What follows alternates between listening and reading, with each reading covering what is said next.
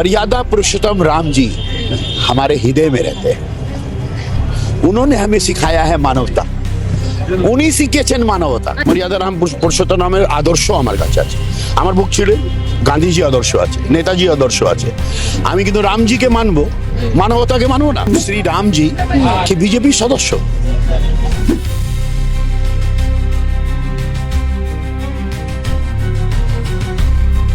মানবতাই ধর্ম, ধর্মই মানবতা।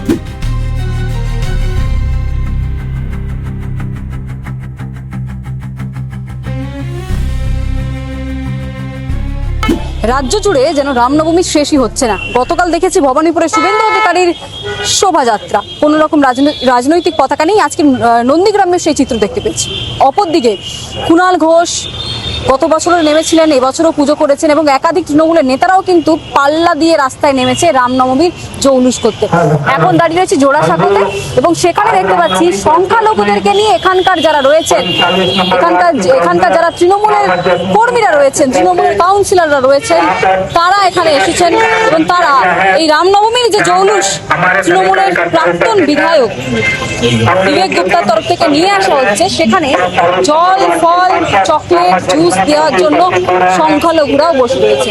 ভোটের আগে কি তৃণমূল কংগ্রেস কোথাও গিয়ে রামকেও গ্রহণ করলো, নাকি বাধ্য করেছে মমতা বন্দ্যোপাধ্যায়?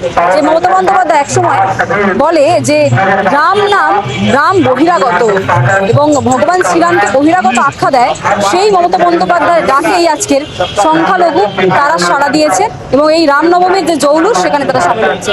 জসিমউদ্দিন দা, আজ তো ঈদ নয়, রামনবমী। তো রামনবমীতে এগিয়ে এসছেন যারা শোভাযাত্রাতে সামিল হচ্ছে তাদেরকে চকলেট দেওয়ার জন্য। চকলেট আছে, জল আছে, এখানে বিস্কিট আছে, কেক আছে। আমরা প্রত্যেক বছর এখানে তাদের অভিনন্দন জানাবার জন্য এখানে আমরা থাকি। সবাই জলটা একটু ঠান্ডা জল খাওয়াবো, তাই আমি একটু জলটা ঠান্ডায় করছি স্যার। আচ্ছা, প্রথমে যদি কেউ এই পতাকা দেখে, গেরুয়া পতাকা, রামলালার ছবি দেখে মনে হবে বিজেপির কোনো প্রোগ্রাম, কিন্তু এটা তো মমতা বন্দ্যোপাধ্যায়ের নির্দেশে। আমাকে একটা কথা বলুন, মর্যাদা পুরুষোত্তম শ্রী রামজি কি বিজেপির সদস্য? বিজেপি বানাবার চেষ্টা করছে। আমরা বলছি ভগবান সবার, ঈশ্বর আল্লাহ ভগবান তো সবার, তাই তো? হ্যাঁ, হ্যাঁ কি না? রামজি মর্যাদা পুরুষোত্তম তিনি কি বিজেপির সদস্য? সদস্য নয় তো। আমরা আপনার অন ক্যামেরায় বলছি, मर्यादा पुरुषोत्तम राम जी हमारे हृदय में रहते हैं। उन्होंने हमें सिखाया है मानवता, উনি শিখিয়েছেন মানবতা। আচ্ছা, মনে রয়েছে রাম, আপনি বলছেন।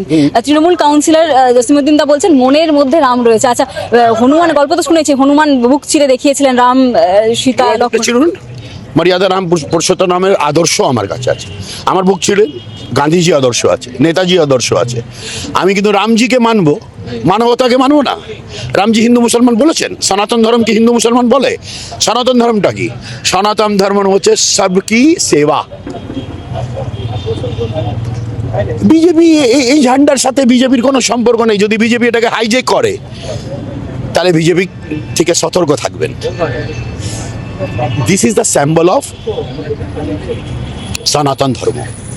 তো সনাতন ধর্ম তো ভারতীয় জনতা পার্টি নয়। ধরুন আমরা মহরমে তাজিয়া করি কিংবা আমাদের মিলাদুন নবী করি, আমাদেরও একটা গ্রিন ঝান্ডা আছে। তো সেটা কি?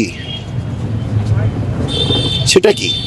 এটা যেমন এটা সনাতন ধর্মের পরিচয়, এটা একটা ইসলামের পরিচয়। আমি আপনাকে শুধু এটা বলছি, মানব সেবাই আসল ধর্ম বলছি। অবশ্যই আমি বলছি কেন? আমি কে? পৃথিবীতে 900 কোটি মানুষের জনসংখ্যা আছে। আমার বিশ্বাস 900 কোটি মানুষকে যদি জিজ্ঞেস করেন মানবতাই ধর্ম, ধর্মই মানবতা।